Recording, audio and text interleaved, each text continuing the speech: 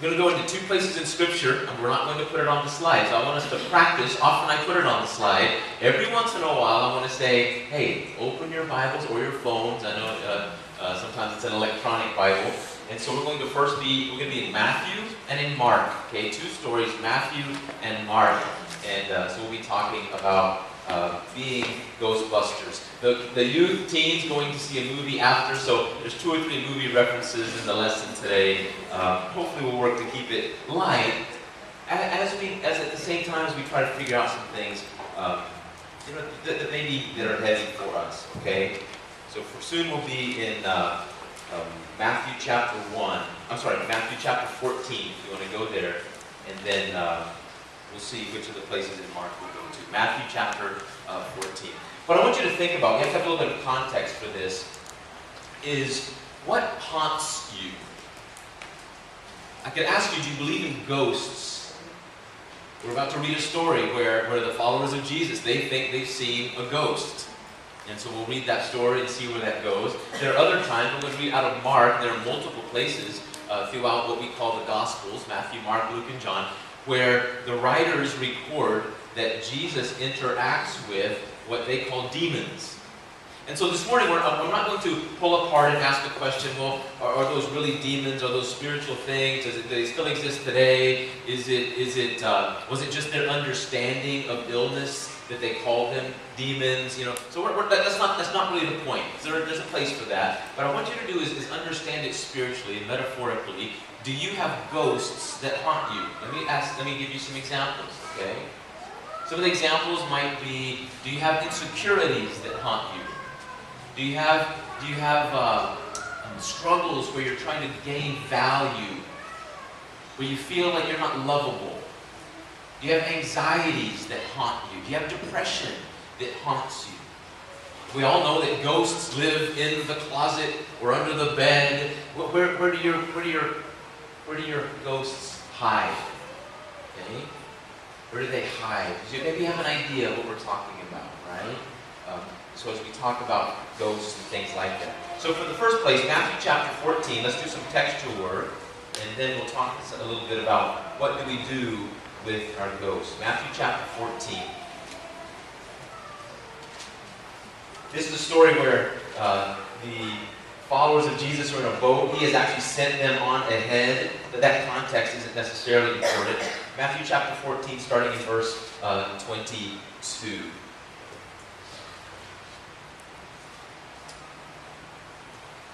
Immediately, Jesus made the disciples get into the boat and go on ahead of him to the other side. And he'd been teaching on one side of the sea here, of the lake, and he sends them to the other side of the lake, and while he dismisses the crowd. Verse 23.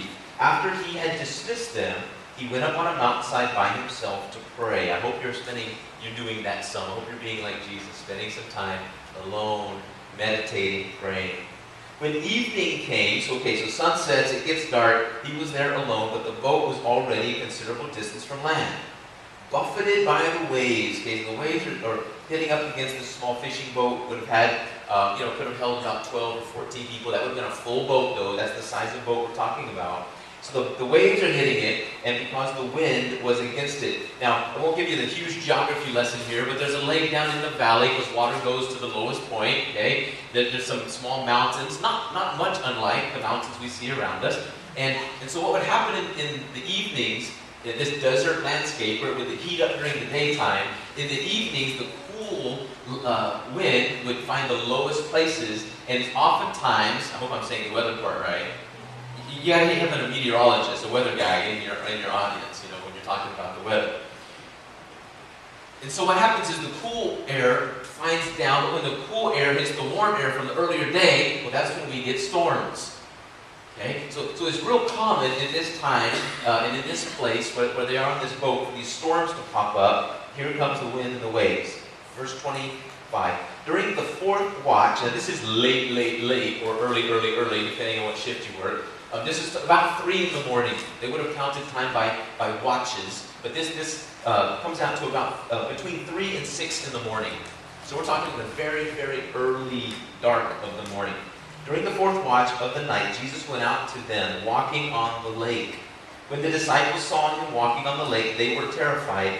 "It's a ghost," they said, and cried out in fear. But Jesus immediately said to them, "Take courage." Depending on what version you're reading from, don't be afraid. Right? That's our immediate reaction to ghosts, whether they're ghosts like in movies or whether it's the ghosts that haunt us. Our anxieties and our depression, our lack of value. Maybe you know the face of your ghost. Maybe it's the expectations of a parent you just can't quite seem to feel like you live up to. Whatever haunts you, whatever drives you, whatever struggles and emptinesses you have, whatever imprint that leaves a hole on you and in you, and we go and try and fill it with a lot of stuff, right? What ghosts haunt you? Jesus says, "I know you're afraid. Don't be afraid. Take courage. It is I. It's me. It's Jesus. Don't be afraid." So then more happens in the story, but that's just the part that I want to look at right there. Let's go to Mark chapter 1. Then we won't come back to these to study through them. We're just using them as the backdrop for what we're talking about. Mark chapter 1. If you're not familiar with Scripture, that's just the very next book. Go to Matthew and turn right. Mark chapter 1, the verses we want here are starting in verse 21.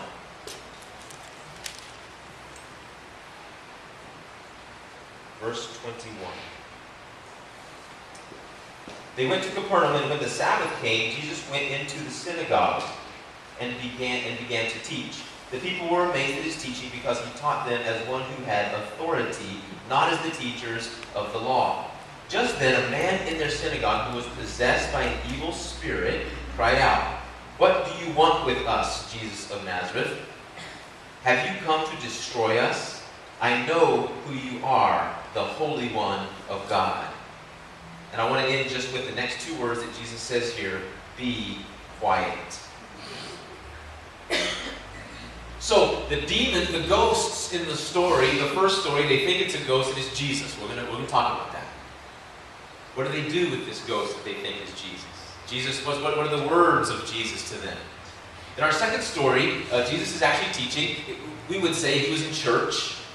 He was actually up on stage and he was teaching and preaching, but then someone comes in and the writer, Mark, at least reports for us, he was possessed by a demon. So we're not going to get off on demon possession and those. They understood him to be possessed by a demon, but whatever this was.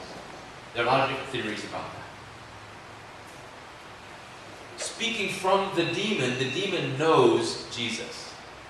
"Why are you here? I know who you are." Even more so than the humans knew who Jesus was. "What do you want from me?" And because it wasn't his time, this is early in his ministry, Mark chapter 1. Early in his ministry, Jesus says, "No, you're not going to give me away yet. You're not showing my cards. Be quiet." And so he shuts up the demon and how it speaks.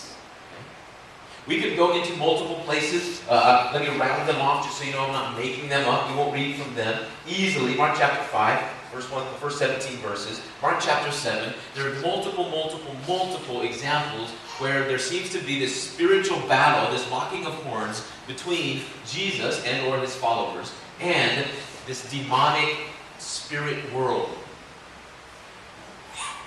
What I want to do this morning is ask you, we're going to spiritualize that a little bit and say, you also have ghosts, right?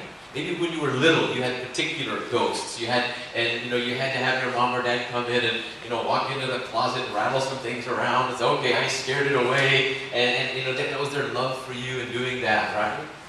But we have these ghosts that we're wrestling with, and we do one of two things, I think, when we talk about ghosts. First, I think we try to ignore them. Synonyms for that might be to deny them. We're in denial. Psychologists might tell us, "Oh, we're in denial." And denial is a funny thing because you can't escape it, right? If you go to an AA meeting, which I think is very strong, I think it's a great, not perfect, but it's a great place. If you're struggling with alcohol abuse and alcohol, a great place. I would encourage you in that direction. If you wonder what I think about that, you're encouraging others. I think it's a great place. It's a safe place, like we've talked about church recently. And when you go there, and if you say, I'm not, how they would introduce one another in an AA meeting is, I would stand or be sitting in a circle and say, hi, my name's David, I'm an alcoholic, and the rest of the people would say, hi, David. They're welcoming me, right? But it's kind of owning that idea of my struggle, my ghost. And we're saying, hey, don't come in here pretending you're not haunted by ghosts.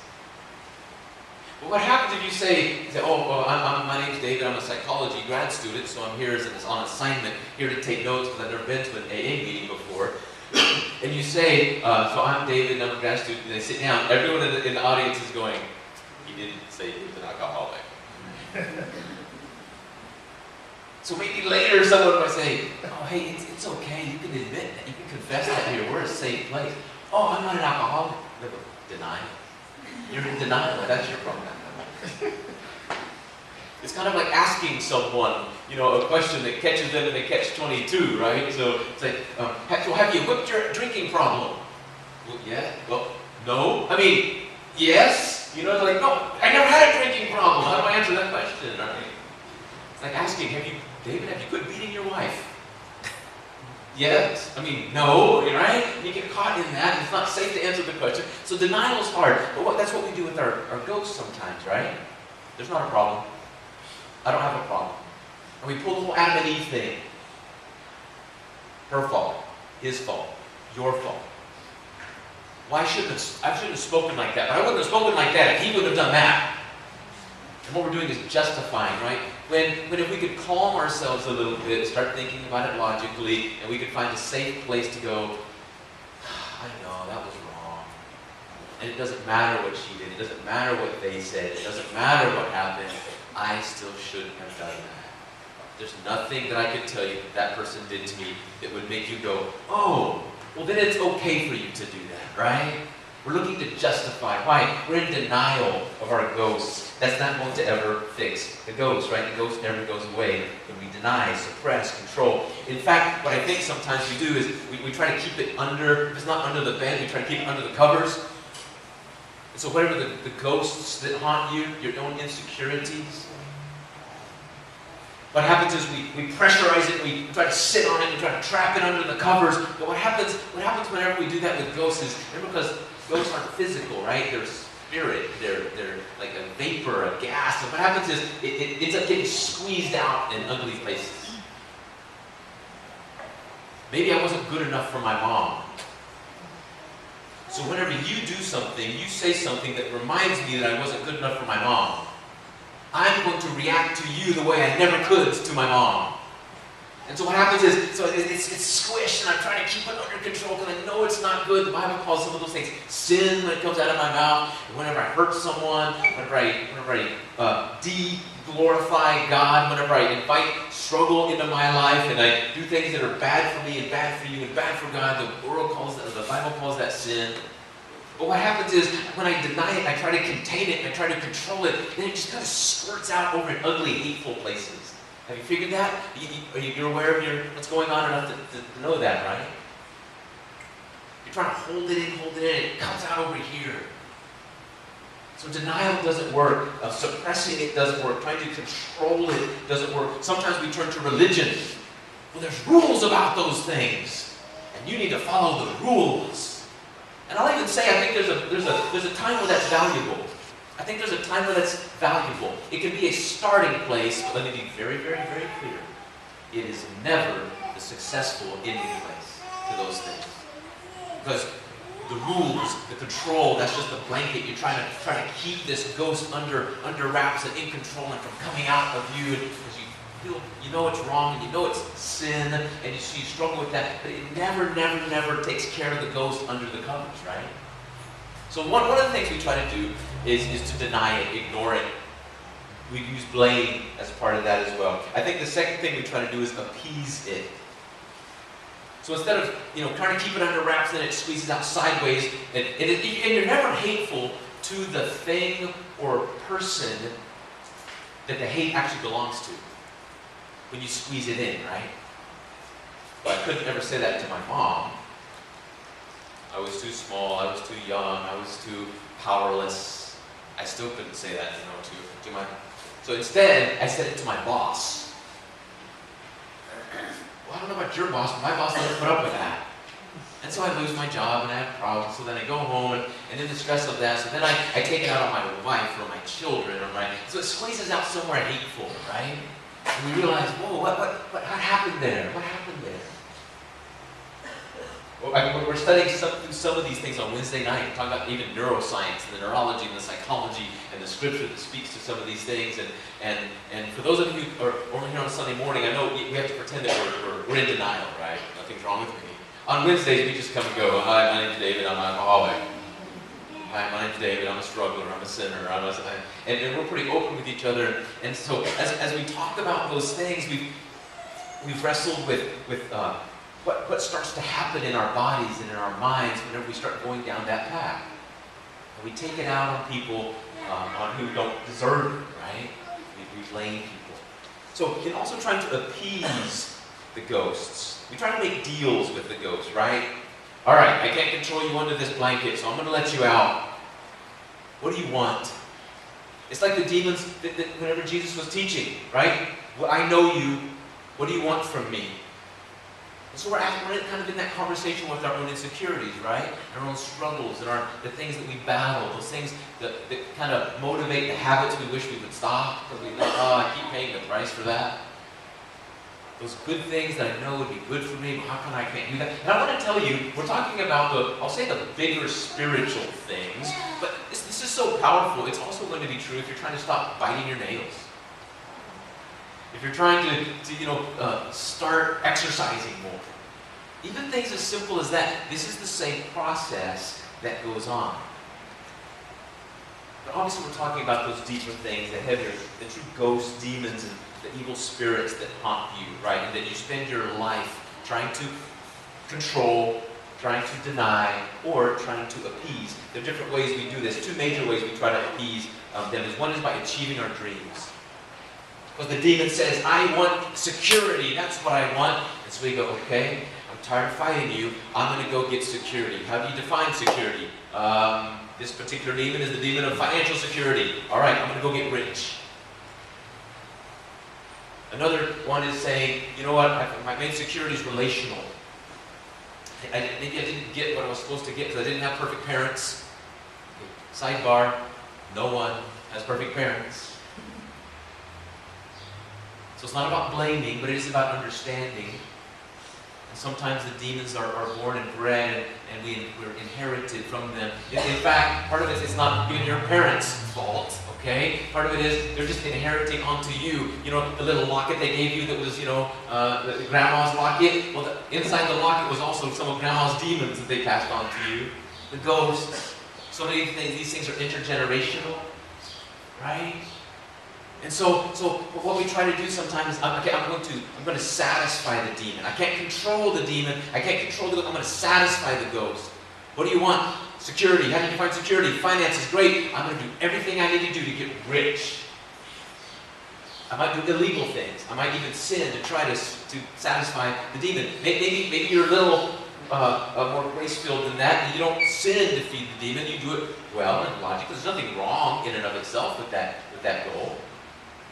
Irish philosopher and Christian philosopher Peter Rollins, I listened to him recently, and in his Irish accent, he just sounds cool with an Irish accent, It sounds like you're going to say something intelligent and powerful, And right? That's pretty good, isn't it? That's what I'm hearing myself.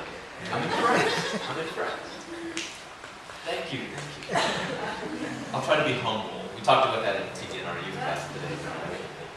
And he says, when other people come and tell me they want to get rich, instead of telling them they shouldn't do that, that's not of God, I tell them, well, hurry up then, because you're not going to have much life left when you get rich. You understand what he's saying? He's saying, you think that's going to satisfy? You think that's going to satisfy you? Well then, hurry up and do it, because you're going to be 70 by the time you get rich, and by the time you realize that riches won't satisfy the ghost. And you're only going to have another 10 years to try to figure out what really will.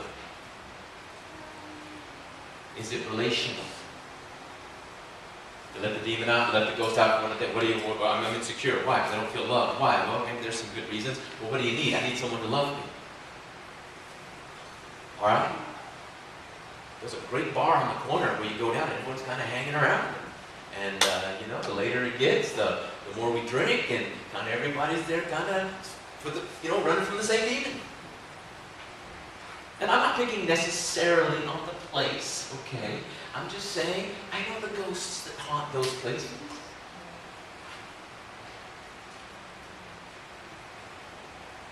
And so Peter Rollins would say, by all means, burn through as many relationships as you need to as quickly as possible, because you need to get to the point till you realize that won't fill you.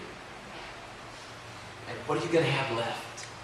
What are you going to have? Are you going to have enough time left? Are you going to have enough energy left? Or are you going to think you've given yourself away too many times? That why would this Jesus, just another man that wants me?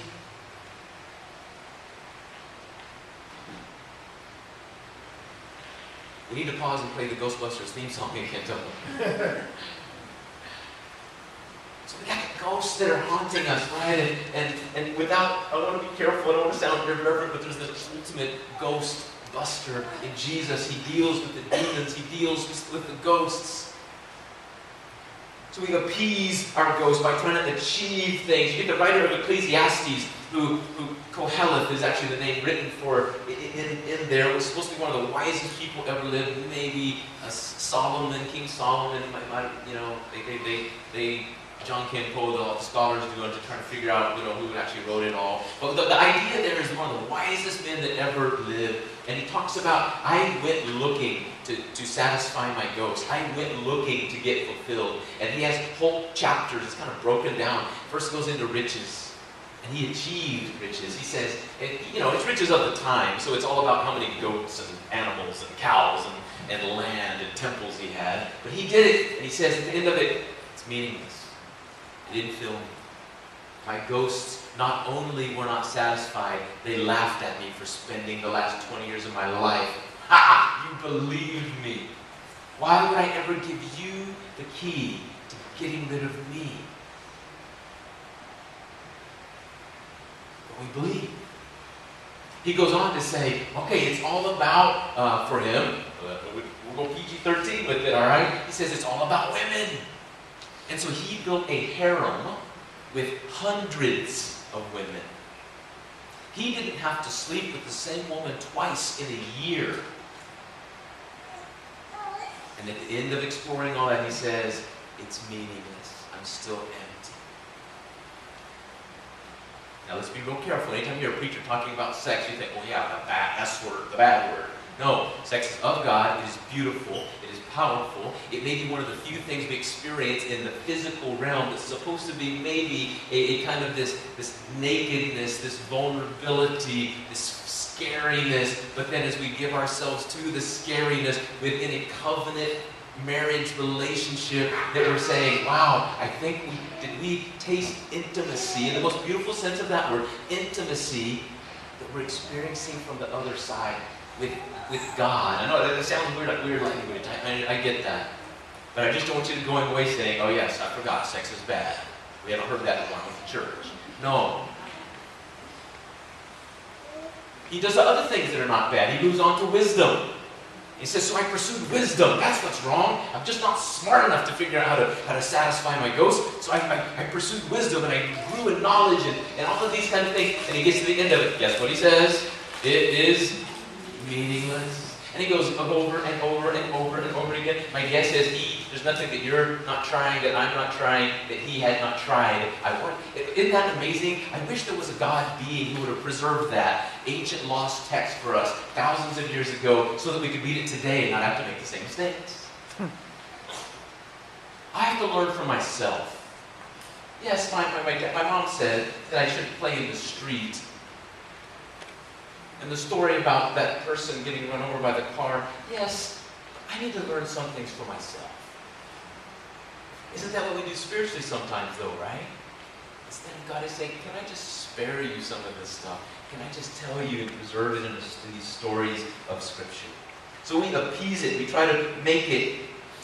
In Ecclesiastes, the writer talks about all these things. He goes, it was like I was chasing after the wind. I was trying to catch the wind. How futile is that? How frustrating is that? right? How do you ever catch the wind? But I'll tell you, I think maybe the only more frustrating thing than chasing the wind is catching it. What? That's your goal. What do you mean? That's frustrating. You've been chasing the wind. You finally caught what you're chasing. That should be good. Yes. Except when you catch the wind and realize you have nothing. Except wind. When you're chasing value in riches and you get the riches, I mean, we only have to look to Hollywood to see this. People who have everything the world says they need. If anything is going to quiet the ghosts and the haunting, it's these people who have it. They're beautiful people, but they probably wouldn't be in Hollywood. They're rich people. And I don't mean I've paid my bills and I've still got $100 left over rich. I mean $20 million for that one movie rich. With that money, they buy things, and they have the house, and they have the car, and they have the stuff, and they have, right? They have all of that, and they're chasing and chasing and chasing, and what happens, and we're shocked whenever we hear, wow, they committed suicide. They're moving on to wife number 5. They should be happy. What's happening? They're being haunted. Now let's be careful not to judge. That's not to condemn. They're just parables for our lives, aren't they? We're haunted. I can't believe I'm haunted by those ghosts of insecurity. We're trying to gain value and security in things. We would never do that, would we? So we have to be careful. Well, what do you do with these things if you don't suppress them and control them and hold them under the covers, if you don't try to appease them by achievement? One more thing you don't do. Sometimes we try to take our demons out. Again, it's kind of having and sitting in that conversation, which is a good thing. We'll talk about that just in a moment. Second movie I want to reference. Do you remember maybe the movie A Beautiful Mind? I don't remember the character's name, but he was a professor, so pretty bright guy, PhD professor. But he struggled with mental illness, and to the point where he heard voices and he ended up listening to the voices, and he thought he was like a CIA operative, and so he lived this clandestine life, disappearing at 2 in the morning while his wife would sleep, and he would go check a certain mailbox, and that's where the information from the CIA would come to him, and that's where he would get his Mission Impossible task for the week, right? And he would do these things, but obviously part of that, he was literally losing his mind. He was lost, and he gave himself to the ghosts. And what happens is throughout his acknowledging his ghosts, and through the mental health system, he was able, and the way the movie personified these ghosts is, it shoots to the end of the movie when he found some peace and he realized what was going on, that he was hearing voices and they weren't real. And so at the end of the movie, he's a professor, so he's standing at the door of his lecture hall, the students are coming out, remember, quiz tomorrow, or quiz next week, you're preparing, chapters 4 through 5, those kind of things. But right beside him, there's a little girl, about 8 years old. There's an older man, probably in his 70s or 80s. And then there's a middle-aged woman. And it's these 3 voices is what he would hear, and they were the ones whispering to him and telling to him to go here and get this, go to this address, go to this mailbox, this is who you really are. We're letting you know you're a CIA operative. And it was just all these things that were haunting him. And at the end, he did not get rid of them. He made friends with them. And there were times that one student comes out and he still hears the voices. And someone would whisper, this person works for the enemy. Before he heard and obeyed and lived his life according to the voices of the ghosts, his demons. But in this last scene of the movie, he stands in front, the little girl whispers, this is one of the enemies. And in the past, he would have acted on that. But instead, he looks over at his ghost, he looks back at the student and says, you didn't hear that, did you? No. That wasn't real, was it? No. Okay. Remember, chapters 4 and 5. And he starts walking down the hallway of this, really academic, kind of Harvard, Ivy League-looking, building. And right behind him, these 3 people. It's not that they'd fully gotten rid of them, it's that they had been healed. They had been truly satisfied. He was no longer at their control and disposal. That's what we try to do, isn't it? We try to ignore and deny, we try to appease through different things. Sometimes we try and take them places and help them forget, help us forget that they're there. I've alluded to some of this already. Sometimes we take our ghosts to the wrong places, right? We take our ghosts to bars. Hey, come on, I'll make you happy over here. Sometimes it's like, hey, you know what, if you get that ghost drunk, if you get that ghost high, maybe that ghost will quit haunting me. That's what we try.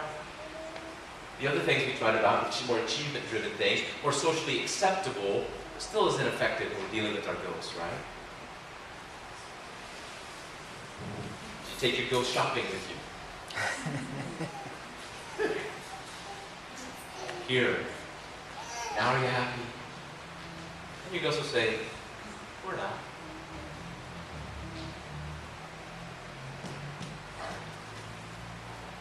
Interestingly enough, one of the places we never bring our ghosts is to church.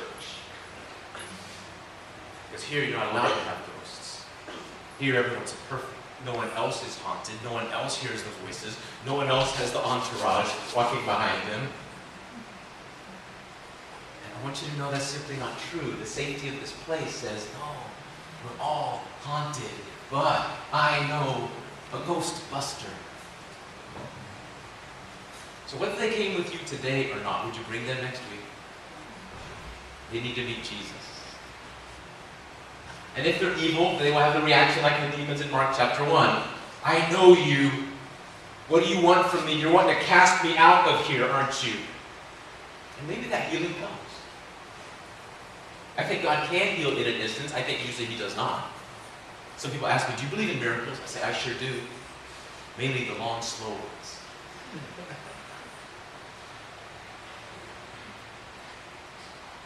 If your demons are not evil, they're just wounded. Maybe they're little girls and little boys. We all have that inside of us, right?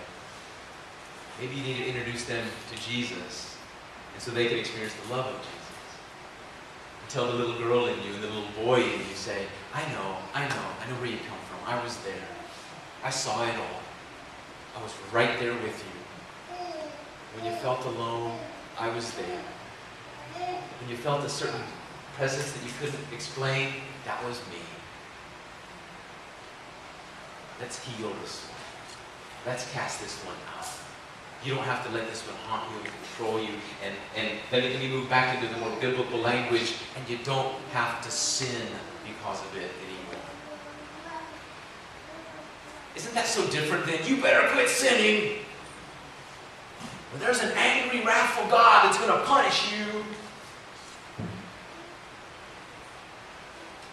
And I hope you let the truth of Scripture begin to unravel those lies. That God is love. That perfect love casts out all fear. Because fear has to do with punishment. And so if you fear punishment, then love has not been made complete in you. All of that's out of 1 John. And it's love. And if you have a certain view of God, understand that the ghosts that haunt you don't want to come to Him either. But if they understand God as love, and understand God as the great physician, and understand God as the great safe place, come, bring them with you. Let's talk. And if they're evil haunting you, I will cast them out. That's my wish. If they're just wounded, let's heal them. If they're immature, let's grow them. You don't have to be haunted. You can be set free from that. And the sin that so easily entangles you because of that. The sin we keep paying for, right? So what do you do instead? Let's wrap it up. I think you do some combination of what we saw in Matthew chapter 14 and Mark chapter 1 and in the movie A Beautiful Mind. One final movie reference, The Wizard of Oz. What I want you to do this morning is peek behind the curtain. Sometimes we understand things and we believe that there's such powers and we can't control them, and sometimes we can have superstitious views even of God. that are kind of held over from pagan superstition. We just haven't really grown out of those things yet. And much like the people of the land of Oz. And Oz is the wizard. Oz is the power. Oz is, and we don't understand it. Be careful not to make Oz angry, or he'll do things. And at some point, you stumble across the curtain, and you peek behind the curtain, and you realize there's a man, only a man, a human, who's working levers and moving things to make things happen in the sky, to make you think that that's there, and that is the evil side of that. That's the ghosts. And you go, there's no power in that. Since I'm referencing old, outdated media, how about the show Scooby-Doo? Did you see the one episode where there's a bunch of kids driving around in a van, so they go into a haunted castle, but then they figure out that it's not really haunted, it's really just a person doing something, trying to get away with a crime? Have you seen that episode? Oh, that's every episode of Scooby-Doo. What happens? They think there's something mysterious, something powerful, so they're very afraid. And Scooby, I want to give you I gave you my Irish accent, I won't give you my Scooby-Doo impersonation, okay? And so you have that going on. What happens? But at some point they stumble across some clues and go, wait a minute, that's not a ghost. Because ghosts don't wear size 9.5 Nikes. I think there's a human behind this. And then they catch them and they foil the plan. That last phrase of the show always is, and I would have gotten away with it too if it wasn't for those meddling kids. And your dog. Do you understand that Satan has the same ploy?